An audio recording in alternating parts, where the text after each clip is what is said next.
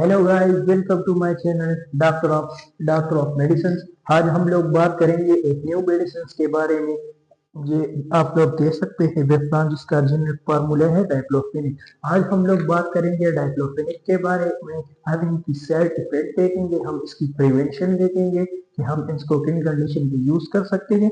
तो चलिए शुरू करते हैं। डाइक्लोफेनिक इसका अगर हम केमिकल नेम देखें तो इसका केमिकल नेम है phenyl acetic acid. Phenyl acetic acid इसका केमिकल नेम है, फिनाइल एसिटिक एसिड। और ये inhibiting the enzyme cyclooxygenase COX-1 and COX-2।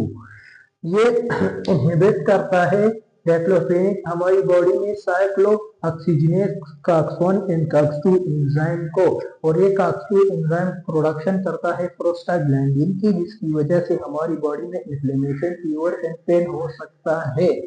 और अगर हम COX-2 एंजाइम की बात करें तो ये अगर हम COX-2 एंजाइम की बात करें COX-2, तो इनके कुछ फंक्शन है हमारी बॉडी में। ये मेनली एराकिडोनिक एसिड को एराकिडोनिक एसिड को कन्वर्ट करता है प्रोस्टाग्लैंडिन में।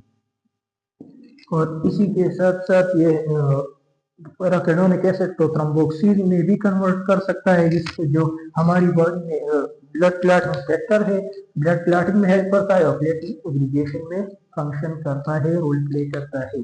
और इसी के साथ ये प्रोस्टाग्लैंडिन की प्रोडक्शन करता है। और ये प्रोस्टाग्लैंडिन, ये COX-2 एंजाइम हमारी स्टमक की लाइनिंग को प्रोटेक्ट करता है ताकि अगर स्टमक में ज्यादा एसिड की सिक्रीशन हो जाए और स्टमक डैमेज ना हो। ये स्टमक लाइन की प्रोटेक्शन करता है, इज अ सिक्योरिटी गार्ड।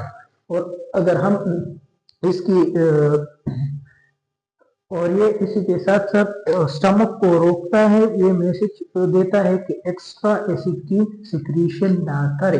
और जब ये प्रोस्टाग्लैंडिन, जब हमें कोई डिजीज लग जाती है तो वहां पर प्रोस्टाग्लैंडिन की सिक्रीशन करता है ये COX-2 एंजाइम, जिसकी वजह से वहां पर हमें इन्फ्लेमेशन देखने को मिलेगा, फीवर, इसके साथ हमें फीवर होगा एंड पेन होगा।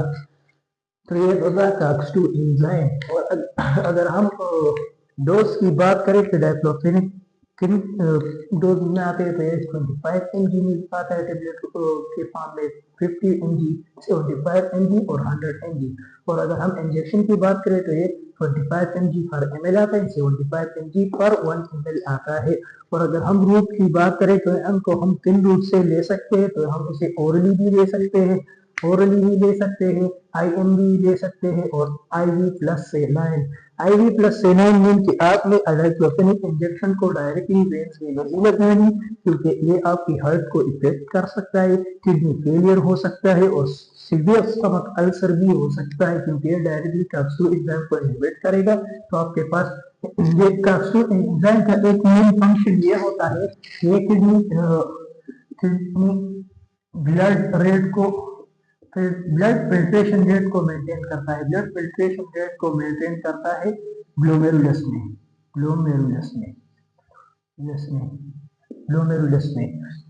जब ये IV फॉर्म में लग जाता है तो फिर आपकी किडनी भी फेल हो सकती है।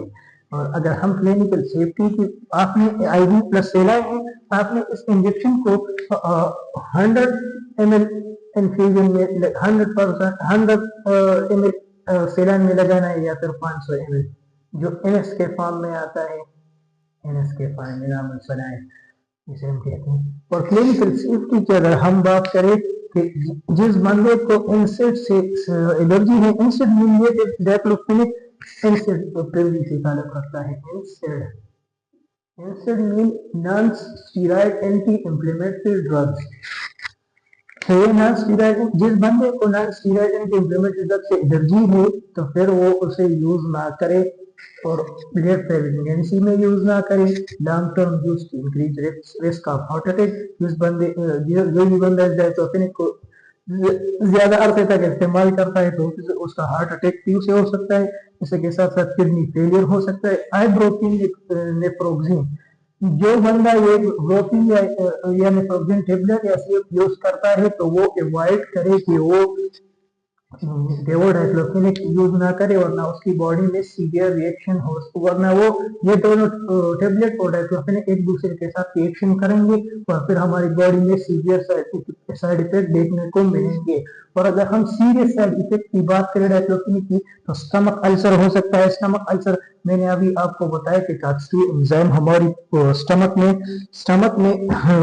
किडनी स्टमक की लाइनिंग प्रोटेक्शन करता है, वो सिक्योरिटी गार्ड करता है, स्टमक लाइनिंग की प्रोटेक्शन करता है और इसी के साथ साथ कास्टिव एंजाइम स्टमक को रोकता है कि वो एक्स्ट्रा एसिड की सिक्रीशन ना करे। और अगर हम तो इसका साइड इफेक्ट एक कास्टिव एंजाइम अगर ज्यादा हर वे तक इनहिबिट हुआ तो स्टमक अल्सर हो सकता है, किडनी डैमेज हो सकता है। अभी आपको मैंने बताया कि ये किडनी ब्लड फिल्ट्रेशन रेट को किडनी ब्लड रेट को मेंटेन करता है कास्टिव एंजाइम। अगर ये से तक इनहिबिट रहा तो किडनी फेलियर भी हो सकता है और सीवियर एलर्जिक रिएक्शन भी हो सकते हैं, जैसे स्किन रैशेस हो सकते हैं। और तो ये तो था आज का मेरे लेक्चर डाइक्लोफेनेक के ऊपर। तो मुझे उम्मीद है कि आप डाइक्लोफेनेक के बारे में कुछ एक या दो पॉइंट सीख ही गए होंगे। इंशाल्लाह हम लोग देखेंगे कि diclofenac sodium and diclofenac potassium में क्या डिफरेंस है। ये दो टेबलेट आते हैं, एक है डाइक्लोफेनेक सोडियम